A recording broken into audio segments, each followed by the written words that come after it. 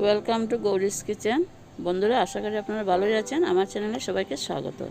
আজকে আমি বাঁধাকপির বড়া করে রসা বানিয়ে দেখাবো। আমি প্লেটে নিয়েছি ধনে, আস্তা ধনে, জিরে আর রাঁধুনি বাকর, শুকনো লঙ্কা। এই থালাতে নিয়েছি আলু টুকরো টুকরো করে কেটে রেখেছি, বাঁধাকপি কেটে রেখেছি আর টমেটো রেখেছি। এখন ওই ধনে, জিরে আর রাঁধুনি বাকরটা একটু ভেজে নেব, ভেজে পেস্ট করে নেব। আর এই বাঁধাকপিগুলো একটু বয়েল করে নেব, 15-20 মিনিট বয়েল করে নেব। আমি একটা বাটিতে একটা ব্যাটার বানাচ্ছি। চালের গুঁড়ো, বেসন আর হলুদের গুঁড়ো দিয়েছি, আর একটু লবণ দিয়ে দেব।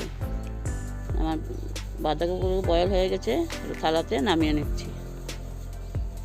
আমি এবার ভাজা মশলা নিয়েছি, টমেটো নিয়েছি, ধনেপাতা নিয়েছি।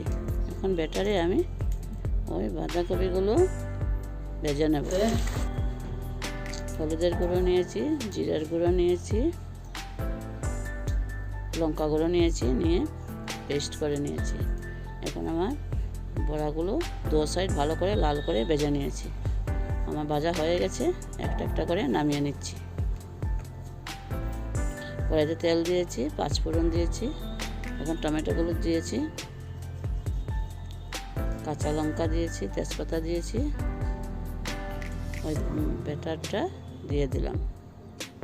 দিয়ে ভালো করে একটু নাড়াচাড়া করে একটু সাঁতলিয়ে নেব। এখন আমি আলুগুলো দিয়ে দিলাম। আলুগুলো দিয়ে ভালো করে একটু কষাবো। ওই ভাজা মশলাগুলো দিয়ে দিলাম, দিয়ে সবগুলো ভালো করে কষিয়ে নেব। এখন আমি জল দিয়ে দিলাম, জল দিয়ে দিয়েছি, একটু নাড়িয়ে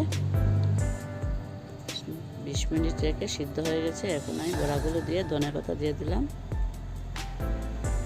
একটু গরম মশলা দিলাম, অল্প ঘি দিয়ে দিলাম। আমার তরকারি প্রায় রেডি হয়ে গেছে। এইভাবে বড়া করে রসা করে বানিয়ে খেয়ে দেখবেন, খুব ভালো লাগবে। যদি আমার রেসিপিটা আপনাদের ভালো লাগে, আমার ভিডিওটাকে লাইক করবেন, চ্যানেলটাকে সাবস্ক্রাইব করবেন, আমার সঙ্গে থাকবেন। ধন্যবাদ বন্ধুরা।